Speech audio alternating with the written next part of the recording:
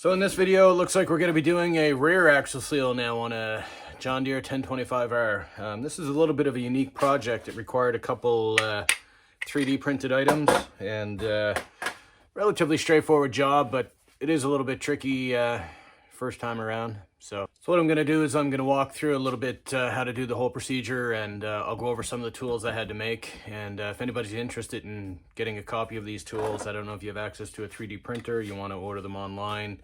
I know there's a number of places that you can actually just pay to have files printed. I'm totally fine sharing my designs so everybody in the community can use them. I also, since I fired up the software to create this little tool, I decided to print a vented axle seal for the front of the tractor. So I haven't slapped this on yet, but the design's pretty straightforward. Little hose adapter at the top goes through to a tiny little 1 mil hole right there. I'm not sure if we can see that on the camera. There's a tiny little, it's actually a 0.5 millimeter hole that is designed to just release the pressure if it builds up. The hose, obviously, you would just root up into the underneath of the bonnet and just basically point it down somewhere like that. Water will never get in. That way you can breathe two ways. So I'll anybody interested in this, go ahead and leave a note in the comment, and I'll send you a copy of the file. So just before we get started, I figured I'd give a close-up look at the little tool that you need. So if you look in the actual service manual for the instructions on how to do this axle seal, it shows a little John Deere tool. I forget the part number. I'll put the part number up in the video. But basically what it is this is a split. It's almost like a fork seal driver. If anybody's ever done fork seals on a motorcycle, you basically snap it together in two pieces. I've designed it so that there's an actual nut on the inside here. So you snap this around your axle like that, screw it together, and that'll actually stay in place. And what happens is this side of the tool pushes the seal in, and on this side you'll notice there's just a little lip here. Well, that bottoms out on the back side of the axle, so as you're tapping the axle in, it pushes the seal in. So you'll see me kind of fumble a little bit on this video because it's the first time I'm doing it, and I was a little bit nervous to just give the axle a good whack. But essentially, clip that on, hammer your axle in, and you're good to go. So that said, let's get to changing this axle seal. So it looks like my YouTube channel may end up being a full-time John Deere axle seal replacement channel, because it seems John Deere doesn't actually know how to make a seal that doesn't leak. So here I am going to change the rear seals now on the tractor.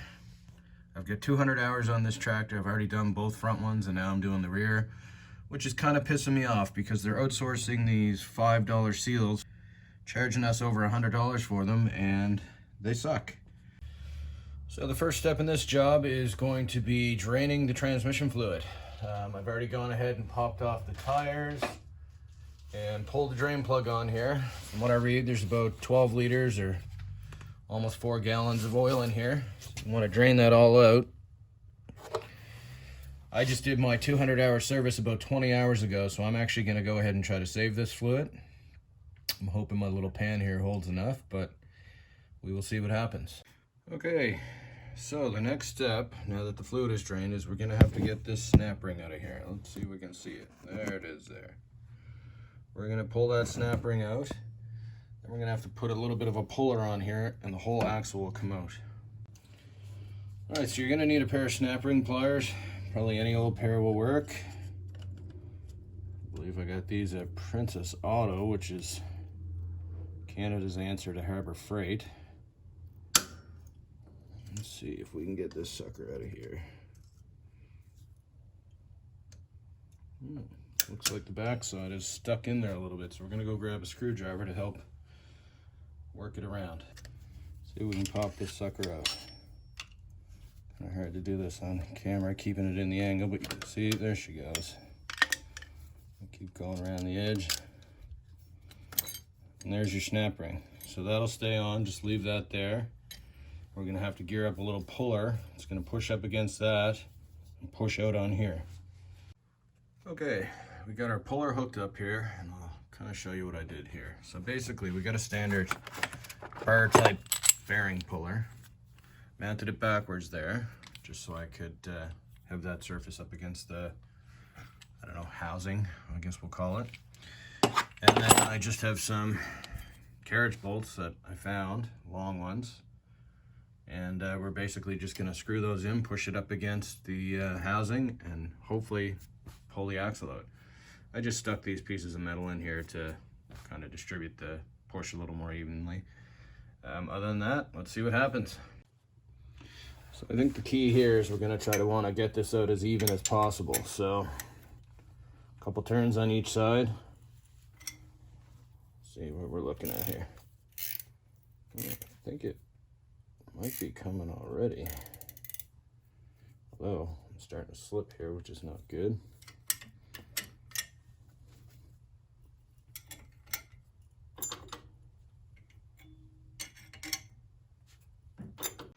Okay, so before we continue, I just took the puller off because I don't like, looks like it's starting to mar up around the axle a little bit, just from moving around a little bit. So I'm just gonna put a little tape around here to protect it. Okay, so we're back. So as you can see, I moved the washer to the outside of the bearing puller, just so there's enough room in the cavity to slide the seal out into it. I also switched to the smaller puller, because oddly enough, just the way the indent sat on there, it's deeper on the smaller one because it's too big there. I also cut the heads off of these carriage bolts just so I could actually get my wrench on them because they were pissing me off. So we're back, giving it a go again. This is actually proving to be a little bit tedious. I don't know if there's a better tool for the job. This is what I have, and I'm going to try to make it work. These stupid cheap bolts I got here, carriage bolts, keep bending. But it is coming, I believe, little by little. This is proving to be rather annoying.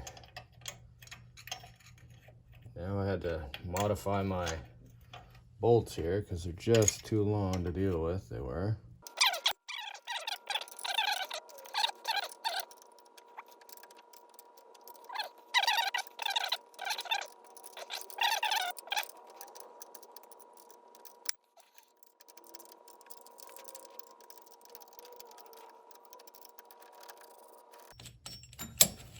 Definitely further out.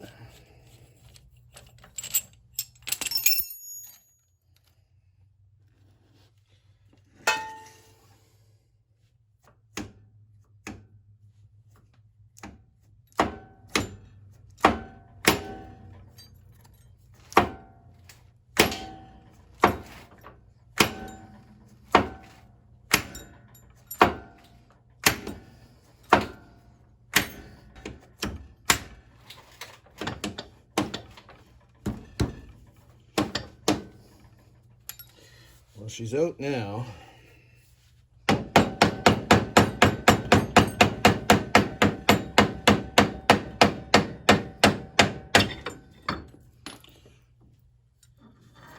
And there she is.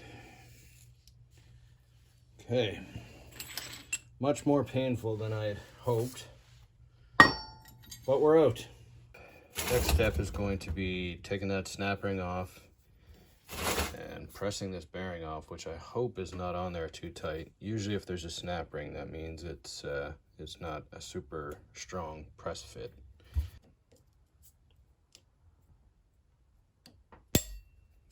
Snap rings are always just a little pain in the ass, aren't they? She's off, but I'm trying not to get it to scrape up the shaft the whole way up.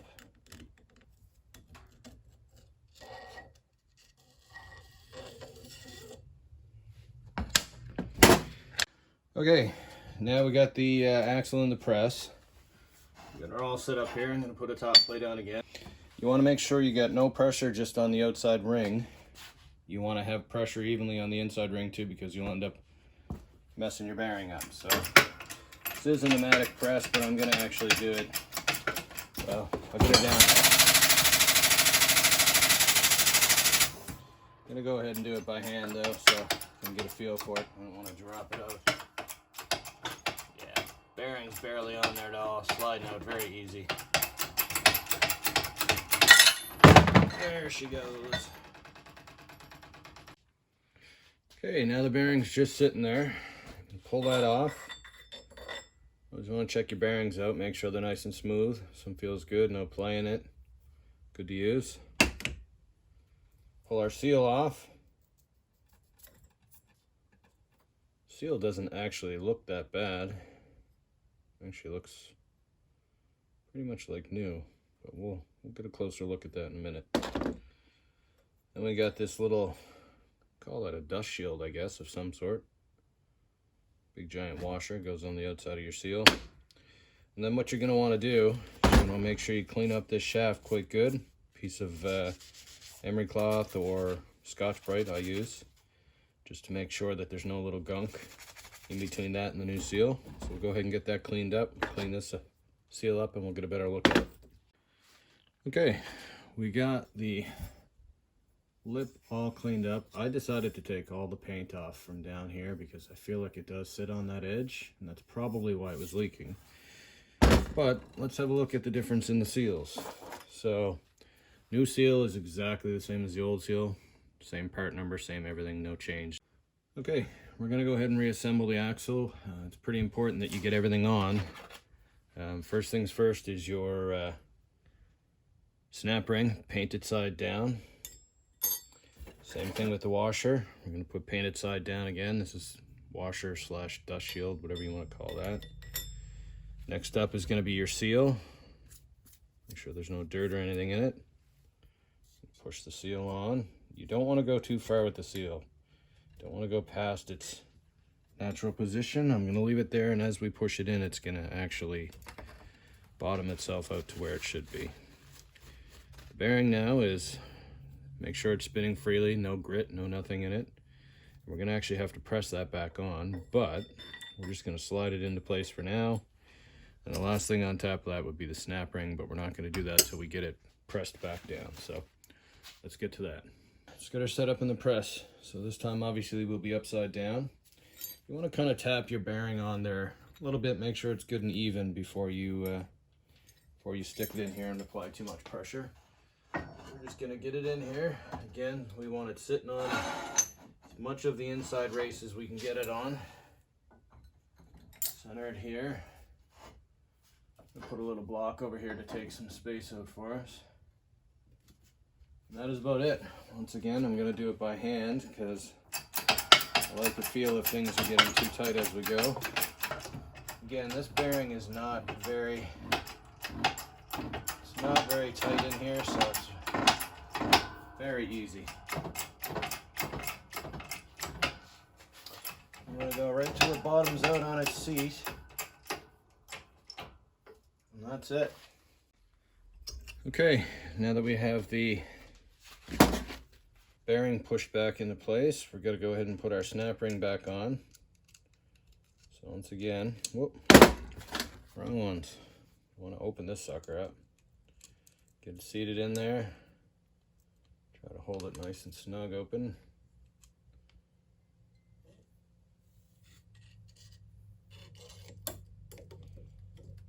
And there she goes. Okay, so we had to take a little pit stop. Trying to put this in. You don't want to push this seal back too far that it actually goes up over the flanged part of your thing. And as you tap that in, it gets caught up on the inside of the housing and pushes it up. So in the actual service manual, it shows a special JD tool to do it, which I couldn't find anywhere. So all it basically is a two-piece seal driver. So what I did is I went ahead and I 3D printed one.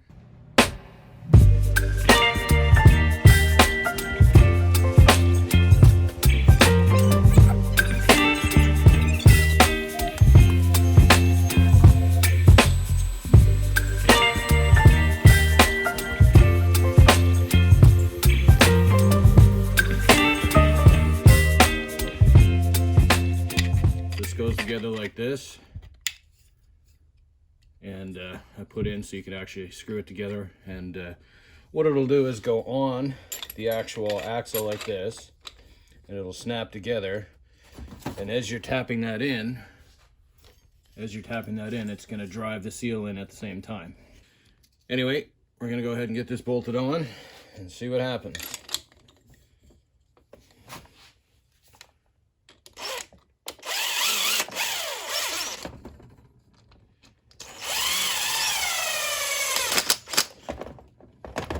I should say that isn't actually to hold it tight on the shaft. That's literally to just hold it together, so as it goes in, it doesn't fetch up. All right, let's go ahead and try to stick this in. The idea here, when you're putting this in, you want to make sure there's no grime on it. You're going to want to go in until you feel that it's actually up against the gears. So you push it in a little bit. So right now it's just free flowing. So we're going to go ahead and push it in. So the bearing has started to go in, but we're still not keyed in. So we're going to give it a little tap. Okay, so it looks like you're going to want to hand tap that seal in just a tiny bit before you get started. Seems to not like to key in too well when you're just going straight in with the tool. So I'm just using the head of a bolt here, and I'm using that washer to cushion it, and I'm just giving it a little taps in, just a little tiny bit to get it started. Make sure everything's good and square.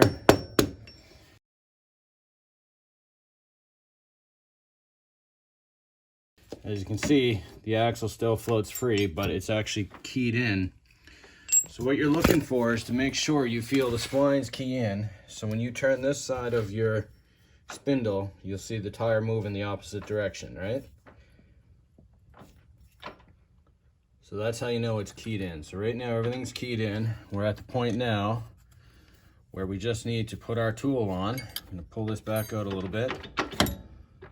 Still in enough that it's engaged.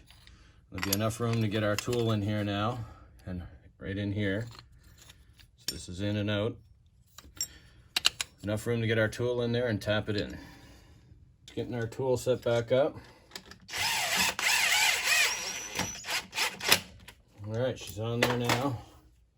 Now hopefully, as we tap this in, the seal goes in with it. So, it's been a bit of a pain in the ass, but I guess you just got to give it the beans and give it a crack in, and she's going. As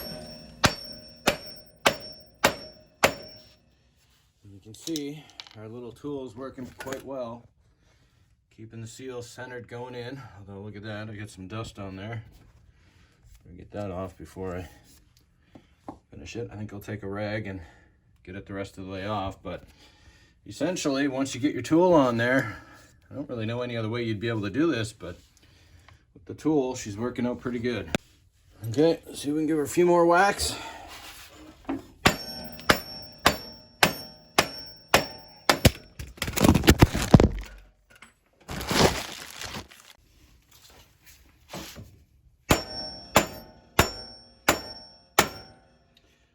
So I think that might be it.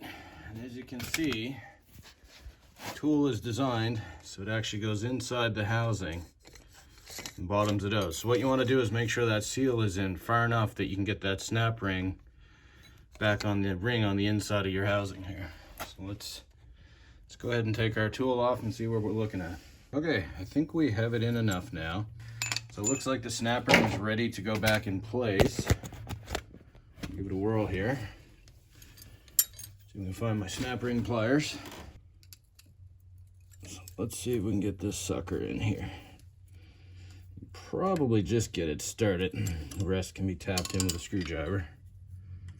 So let's see if we can get her all the way in.